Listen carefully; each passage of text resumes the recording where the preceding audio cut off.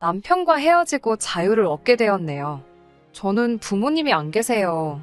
당연히 처음부터 안 계셨던 건 아니고, 제가 13살 때 두 분 다 교통사고로 돌아가셨습니다. 그 이후로는 작은아버지 댁에서 자랐는데, 그다지 사랑을 받고 자란 것 같지는 않습니다. 사촌 오빠와 언니가 몇 개씩 다니는 학원을 전 한 번도 다녀보지 못했습니다. 가족 외식 같은 것도 꼭 제가 학교에서 늦는 날 저만 빼고 갔었다는 걸 같이 살고 얼마 지나지 않아서 눈치챘고요.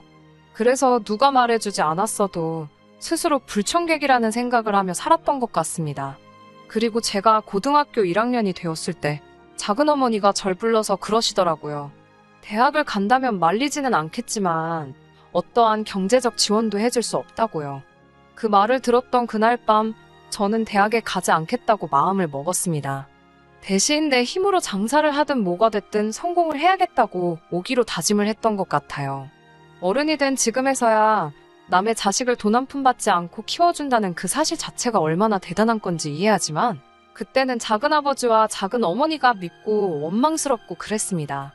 그래도 그 두 분 덕분에 저는 일찍부터 사회생활을 시작할 수 있었습니다.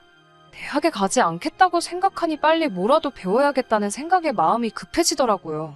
그러다 동네 미용실에서 아르바이트를 시작하게 되었어요. 아르바이트로 번 돈을 모아서 미용학원에 등록을 했고 그렇게 정식으로 미용 기술을 배우기 시작했습니다. 그런데 막상 제가 기술을 배우니 작은아버지랑 작은어머니가 굉장히 못마땅해 하시더라고요. 어린 게 벌써 까져가지고 돈만 생각한다고 하시면서 이제 생활비 내면서 있으라고 하시더라고요. 그래서 한 달에 얼마씩 드리면서 있었고 아르바이트를 많이 못한 다른 집안일을 하고 그랬습니다. 그래도 이불 덮고 잘 공간은 내어주셨으니 지금도 그 부분은 감사하게 생각하고 있습니다. 남들이 다 수능 칠 때 저는 서울로 가야겠다는 결심을 했습니다. 당시 같이 어울리던 친구가 뜬금없이 연기를 하겠다며 서울에 가겠다고 하더라고요. 그런데 문득 이 친구가 갈 때 같이 가지 않으면 저한테는 두 번 다시 서울에 가겠다고 마음먹을 용기가 생기지 않을 것 같았습니다. 그렇게 친구와 같이 서울에 올라왔어요. 작은아버지와 작은어머니는 제가 서울에 간다고 하니 무슨 돈으로 가냐고 하셨고 제가 그동안 모아둔 돈이 얼마 있어서 그걸로 간다고 했더니 저더러 우명하게 돈도 있으면서 내놓지도 않고 공짜로 밥 먹고 처자고 그렇게 살았냐면서 양심이 있으면 그 돈 키워준 값으로 내놓고 맨몸으로 가라고 하더군요. 그 돈을 내놓으면 전 당장 서울에 가서 어디서 머무냐고 했더니 그건 네가 알아서 할 일이지 다 큰애한테 우리가 뭐 한다고 이래라 저래라 하냐면서 돈만 계속 내놓으라 하셨습니다. 결국 저는 그날 밤 야반도주하듯 친구네 집으로 도망쳤고 그 이튿날 같이 서울로 떠났습니다. 다행히 친구 부모님은 제 딱한 사정을 알고 계셨기 때문에 저희 작은아버지와 어머니의 추궁에도 절대 입을 열지 않으셨대요. 그렇게 서울에 올라와서 친구랑 반지하 방을 구했고 저는 운 좋게도 바로 명동에 위치한 미용실에서 일을 할 수 있게 되었습니다. 살던 동네 미용실에서 일하듯 처음에는 빗자루질로 시작했다가 성실함을 인정받아 샴푸도 하게 되고 그러다 한 번은 실장님이 자기 머리 좀 저더러 만져보라고 하시길래 그게 어떤 테스트라곤 생각 못하고 그냥 평소에 이렇게 하면 더 예쁘겠다 싶었던 스타일로 해드렸어요. 그러자 실장이 역시 자기 눈이 틀리지 않았다며 저를 잘 뽑았다 혼잣말을 하더니 바로 헤어팀으로 절 옮겨주더라고요. 그렇게 되는데 한 2년 정도 걸렸던 것 같아요. 그 사이에 친구도 좋은 회사와 계약해서 저희는 따로 살게 되었습니다. 친구는 저에게 이제 어느 정도 버니까 집도 좀 나은 데로 옮기라고 했지만 저는 잠만 자는데 뭐 어떠냐는 생각에 당분간은 계속 반지하에서 그냥 살겠다고 했습니다.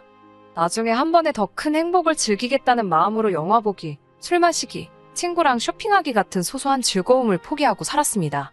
저는 사실 돈을 모아서 최대한 빨리 제 이름으로 된 미용실을 내고 싶었거든요. 그렇게 미용실을 다닌 지 한 5년 차쯤 되었을 때였어요. 저를 보고 오는 단골 손님들도 꽤 생기고 나름 미용실의 간판 헤어스타일리스트가 되었습니다. 아주 가끔이지만 잡지 화보라든가 연예인 촬영에 동원되는 일도 있었어요. 그런 저에게 실장은 직원이 아니라 동업자로 같이 일해보지 않겠냐 하더라고요. 저는 정중하게 제 이름으로 미용실을 하나 차리고 싶었다 말하고 미용실을 떠나기로 했습니다. 그리고 다른 미용실로 옮기기 일주일 전 지금의 남자친구를 만나게 되었습니다. 남자친구는 증명사진을 찍으러 가는 일인데 머리만큼은 혼자 어떻게 손질이 안 된다며 찾아온 손님이었어요. 보통 남자 머리는 제가 잘 하지 않는데 그날은 주로 하던 직원이 쉬는 날이라 제가 해주게 되었습니다. 머리를 하면서 의례껏 손님하고 나누는 가벼운 대화를 나눴고 크게 별다른 느낌은 없었습니다. 그런데 그날 퇴근하고 가게를 나서는데 그 손님이 앞에서 저를 기다리고 있었습니다. 저는 솔직히 처음에는 바로 알아보지 못했는데 뒤에서 자기를 기억하냐고 물어보며 저를 부르더라고요. 아까 머리 멋있게 해줘서 고마웠다며 저에게 건네던 커피가 어느 정도 식었던 걸 느꼈습니다. 뭘 이렇게까지라며 제가 감사하다 하고 돌아서는데 남자친구가 다시 저를 잡더니 혹시 만나는 분 있으세요? 하고 저돌적으로 물어보더라고요. 그 저돌적인 질문이 싫지만은 않아서 아니요, 없어요. 하고 대답하자 그러면 저 한번 만나보지 않겠냐고 해서 그렇게 사귀게 된 거였어요. 남자친구와 연애를 할수록 사실 이 연애는 안 되겠다 싶었던 적이 많아요. 남자친구는 이미 대기업에 다니고 있었고 저는 남들이 보기에 그저 미용실에서 일하는 사람이었으니까요. 이 사정을 알고 있던 동료 중 한 명은 저에게 오르지 못할 나무는 쳐다보지도 말라고 하더라고요. 하지만 사랑이란 감정이 뭐 그렇게 생각만으로 조절이 안 되더군요. 결국 1년의 연애 끝에 남자친구가 저에게 먼저 결혼하자고 해왔고 저도 좋다고 대답했습니다. 그리고 그때만 해도 앞으로 저에게 어떤 일이 일어날지 상상조차 하지 못했습니다. 처음으로 남자친구네 집에 인사를 간 날이었어요. 부끄러운 말이지만 저는 60평짜리 아파트는 상상도 못 해봤습니다. 연예인들이나 부자들만 사는 줄 알았는데 남자친구네가 90평이 넘는 아파트더라고요. 저도 모르게 긴장이 되었습니다. 집 안으로 들어서니 도우미 아주머니가 저를 먼저 맞아주시고 거실에 가니 남자친구의 부모님이 계셨습니다. 남자친구의 부모님은 너무나 인자한 표정으로 잘 왔다고 저를 맞아주셨어요. 이윽고 두 분의 저를 향한 호구조사가 시작되었습니다. 시부모님은 저에게 부모님은 잘 계시냐고 물으시더라고요. 저는 순간 당황했습니다. 남자친구에게 분명 부모님이 돌아가셨다고 말했었는데 이게 어떻게 된 일이지 싶어서요. 그런데 남자친구가 먼저 나서서 건강히 잘 계신다며? 뭐 그런 상투적인 걸 묻냐고 화제를 돌리더라고요. 그러자 시부모님도 그건 그렇네 라며 그래서 미용실 원장이라고 들었다면서 일이 힘들진 않냐고 다시 물어보셨습니다. 그러자 이번에도 남자친구가 요즘 잘 되는 데가 어딨어. 장사하는 데는 다 어렵지라며. 그렇지? 라고 저에게 묻는데 그 눈빛이 뭐랄까 제가 아는 사람 같지가 않았어요. 그래도 일단은 뭐라 달리 할 말이 없어서 뭐 그렇지 라고 말끝을 흐렸습니다. 그렇게 불편한 인사를 마치고 집으로 돌아오는 길에 남편과 통화를 했습니다. 왜 그런 거짓말을 했냐는 제 단도직입적인 질문에 남편은 어차피 부모님 문제는 결국에 알게 되실 건데 미리 알게 해서 제 점수 까길 필요가 있냐고 되묻더라고요. 그리고 미용실도 금방 오픈할 거 아니냐고 라며 우리 부모님이 진짜로 몇 년도에 오픈했나 확인하실 것도 아닌데 뭘 그렇게 신경 쓰냐고 쉽게 생각하라고 하더라고요. 하지만 저는 정말 마음이 너무 괴로워서 당장이라도 돌아가 사실대로 말씀드리고 싶었습니다. 하지만 남자친구가 제발 그것만은 참아달라고 하더군요. 그리고 얼마 후 저는 예비 시댁에서 준 혼수 목록을 보고 정말 말 그대로 기절하는 줄 알았습니다. 제가 남자친구에게 남자친구 어머니가 주신 혼수 목록을 들이밀며 우린 역시 헤어지는 게 맞는 것 같다고 난 이렇게는 못한다고 하자 그럼 대출이라도 받아서 하면 안 되냐고 그러더라고요. 남자친구한테 제가 그건 안 된다고 딱 잘라 말하니까 저더러 너무한다고 하더라고요. 한 번도 저에게 싫은 소리 한 적이 없는 사람인데 처음으로 그런 소리를 해서 좀 놀랐습니다. 결국 남자친구는 자기가 부모님하고 말해본다고 하더니 대폭 줄어든 혼수 목록을 들고 왔고 여전히 좀 부담스럽긴 했지만 제가 해가겠다 했습니다. 대신 남자친구 말로는 시댁에서 집을 해줄 거니까 걱정하지 말라고 하더라고요. 하지만 거짓말은 오래가지 못하잖아요. 시부모님은 계속 저희 부모님을 만나길 원하셨어요. 남자친구는 저더러 작은아버지나 작은어머니께 부탁드리면 어떠냐고 했다가 제가 절대 안 된다고 하니까 그런 부모 대행 서비스라도 받자고 하더라고요. 그러다 결국 남자친구의 부모님이 사실을 알게 되셨습니다. 저는 정말 죄송하다고. 변명같이 들리겠지만 남자친구가 저와 상의도 없이 이미 거짓말을 했고, 제가 수습할 수가 없었다고 했지만 그때부터 예비 시부모님은 저를 달리봤다면서 아주 냉랭하게 대하셨어요.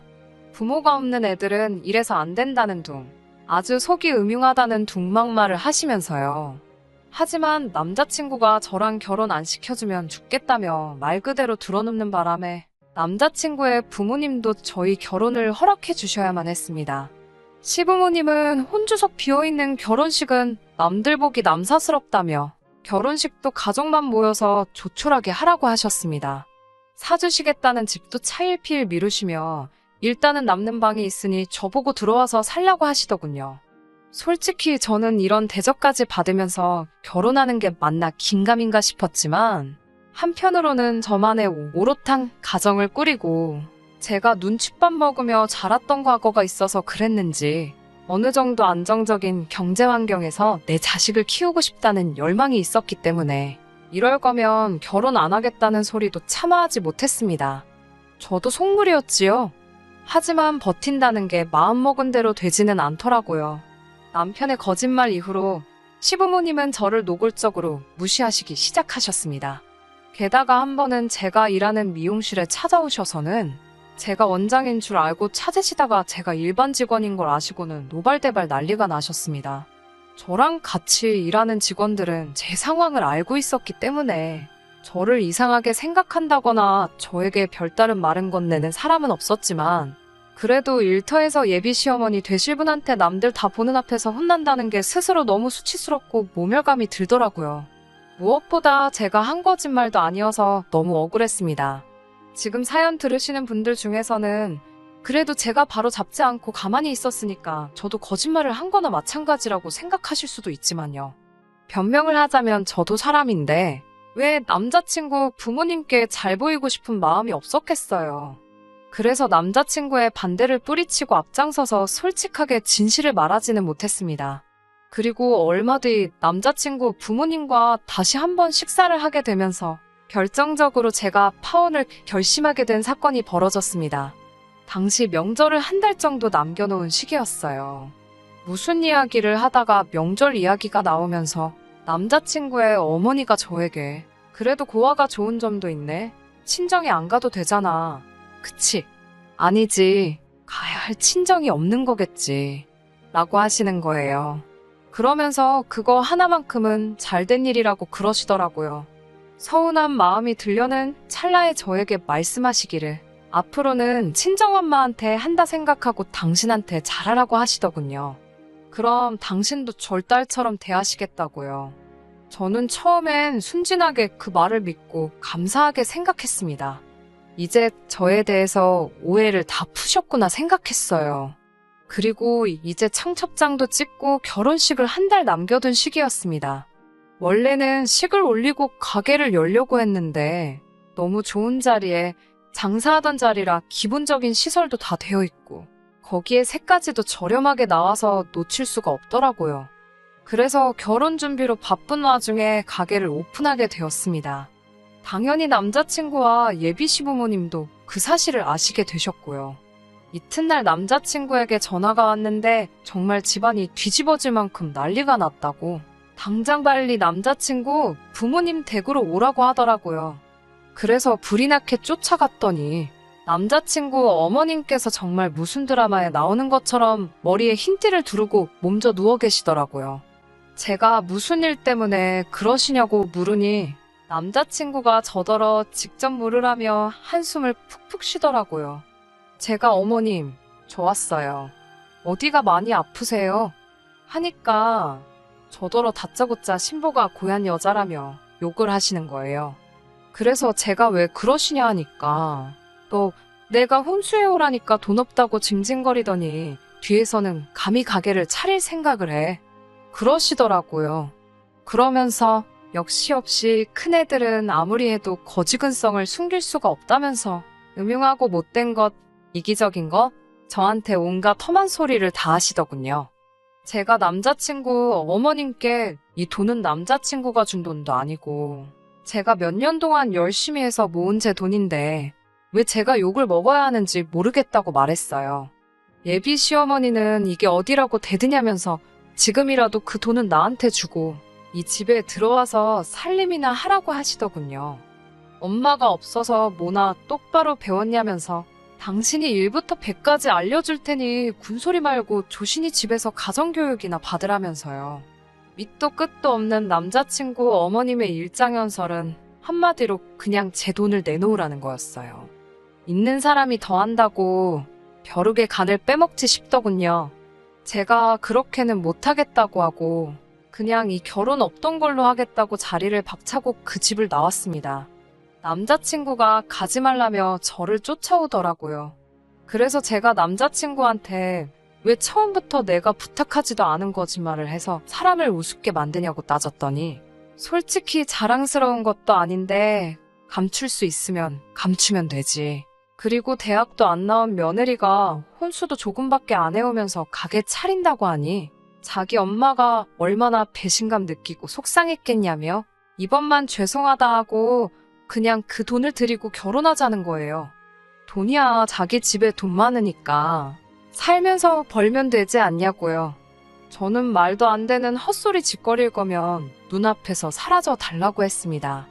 다행히 남자친구 부모님이 집 사주시는 걸 차일피일 미뤄서 저도 혼수 구입을 미루고 있었는데 얼마나 다행이던지요.